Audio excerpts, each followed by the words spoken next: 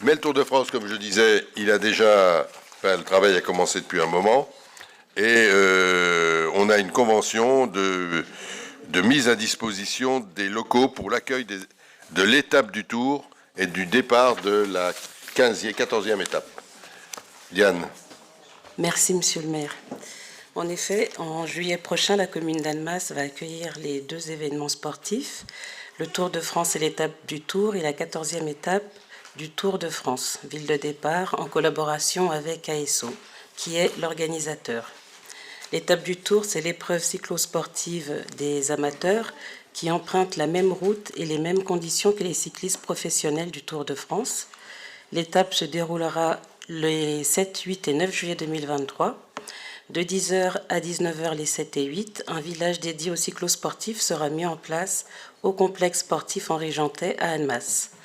Le village accueillera les cyclistes amateurs qui viendront y retirer leur dossard et obtenir des informations sur le déroulement de l'épreuve. Par ailleurs, le public pourra y découvrir gratuitement un salon dédié au cycle et à la pratique sportive. Enfin, le village permettra de mettre en valeur les collectivités qui accueillent l'épreuve ainsi que les partenaires. Près de 40 000 visiteurs sont attendus sur le site. Le dimanche 9 juillet, le départ des 16 000 cyclistes est programmé de 7 à 9 heures. Ces derniers emprunteront sur le territoire annemassien les avenues de l'Europe, Charles de Gaulle, Maréchal Leclerc et Lucie Aubrac. Dans le cahier des charges de l'événement, la ville d'Annemasse doit entre autres mettre à disposition d'ASO un entrepôt de 1000 m² pour accueillir la logistique et le ravitaillement de cette course, ainsi que des salles de réunion, de briefing pour les équipes et les bénévoles à proximité du village de l'étape du Tour. Les besoins locaux ne pouvant être satisfaits par la ville seule, la commune a sollicité la mise à disposition du complexe Villeventus auprès de la commune de Villagrand et d'une partie des locaux de la maison des associations qui jouxte le stade Henri Jantet auprès de la commune de Vétramontou. La 14e étape du Tour de France se déroulera, elle, le 15 juillet, sur l'itinéraire Annemasse-Morzine. Le village du Tour de France et de la zone publique d'animation seront installés sur les places de la Libération et des marchés au centre-ville d'Annemasse.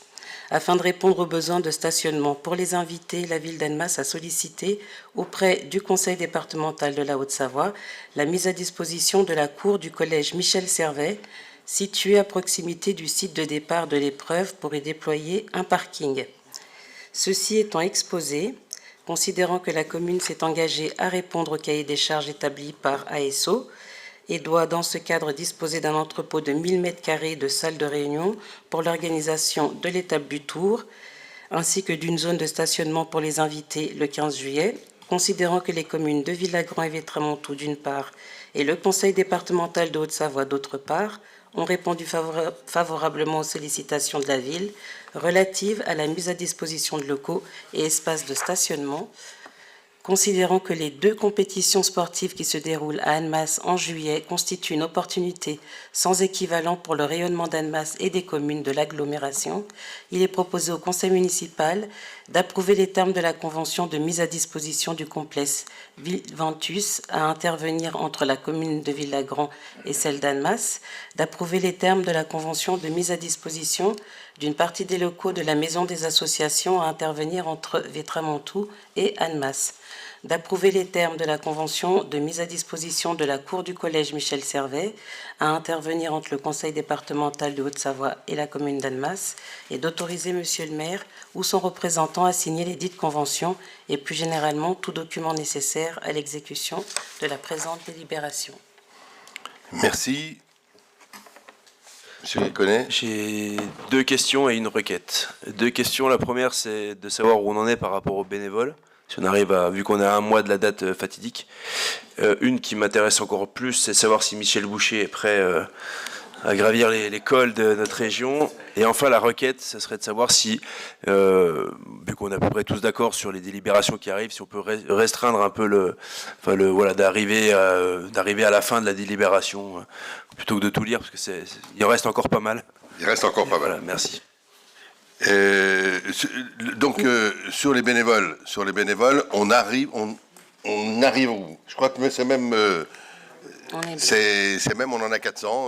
Voilà, je crois que le travail a remarquablement été fait. Et on les a, c'est ça. C'est ça. On les a. Donc, merci à tous ceux qui se sont inscrits. Et ils viennent de loin, quelquefois. Hein.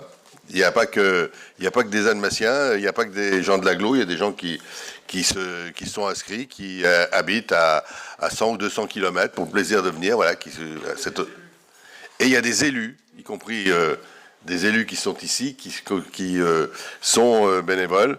C'est une bonne chose. Quant à la question concernant la forme de notre premier adjoint, je laisse le premier adjoint répondre.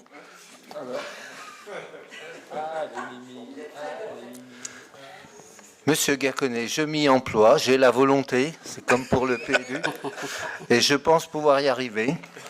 Voilà. Même ma balance me dit que je fais des efforts. Voilà. Merci. Est-ce qu'il y a des votes contre ou des abstentions concernant cette délibération? Il y a également l'unanimité.